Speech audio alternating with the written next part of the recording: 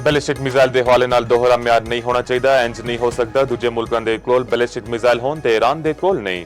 वज़ीर-ए-आज़म शहबाज शरीफ के ईरानी सदर के नाल मुश्तरका न्यूज़ कॉन्फ्रेंस आखे इस्लामाबाद मुफाहमत यादाश्त विच बैलिस्टिक मिसाइल प्रोग्राम तो मुतालिक कोई गल नहीं।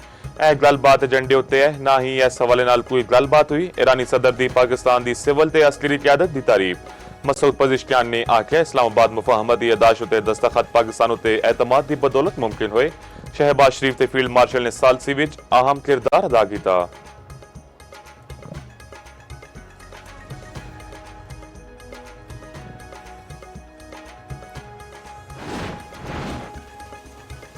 ईरानी सदर मसूद पज़िशकियान दी सदर आसिफ अली ज़रदारी वज़ीर-ए-आज़म शहबाज शरीफ ते फील्ड मार्शल सईद आसम मुनीर दे नाल मुलाकातां। ईरानी सदर दी ऐवान सदर विच आसिफ अली ज़रदारी दे नाल मुलाकात।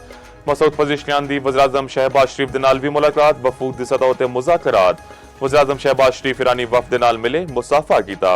अब्बास अरागची दे नाल खुशगवार जुमलियां दा तबादला। ISPR दे मुताबिक ईरानी सदर मसूद पज़िशकियान फील्ड मार्शल सईद आसिम मुनीर दे नाल भी मिले। इलाकाई तरक्की ते अमन दे इक़दामात उत्ते गलबात। ईरानी सदर मसूद पज़िशकियान दा दौरे पाकिस्तान विच तारीखी इस्तकबाल कीता गया।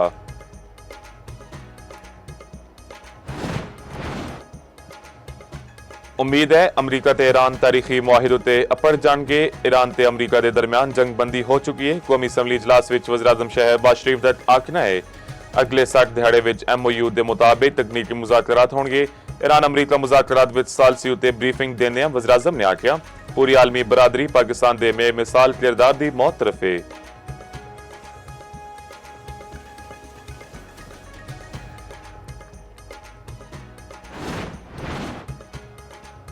अमरीकी सैनेट विच ईरान के खिलाफ फौजी कार्रवाई रोकने की करारदाद मंजूर। सैनेट ने 48 के मुकाबले विच 50 वोटां नाल मुश्तरका करारदाद हक विच फैसला दे दिता। गैर मुल्की मीडिया के मुताबिक करारदाद इस महीने के शुरू विच ऐवान नुमाइंदगान तो भी मंजूर हो चुकी है। अमरीकी सैनेट विच रिपब्लिकन्स नूं अक्सरियत हासिल है।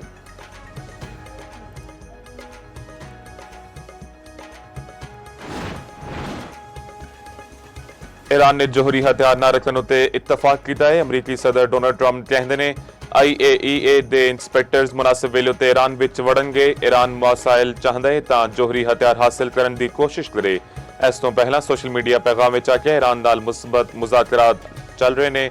अमरीका स्विट्जरलैंड विच तयशुदा समझौतियां की निगरानी जारी रखने का ऐलान करता है।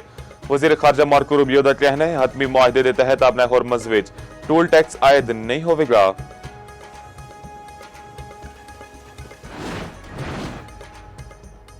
IAEA मुआयनाकारां नूं जोहरी थावां दा दौरा करवाउण दा इरादा नहीं। लबनान विच जंगबंदी अवलीन शर्तां विच शामिल है। लबनान तो मुतालिक अमरीका दे वादे वाज़ह ने। तर्जमान ईरानी वज़ारत खारजा इस्माइल बकाई दी न्यूज़ कॉन्फ्रेंस आखे मंजमद असासियां दे इस्तेमाल उत्ते कोई पाबंदी नहीं। ईरान ने हर मरहले ते अपनी खुद मुख्तारी दा तहफ़्फ़ुज़ यकीनी बनाया।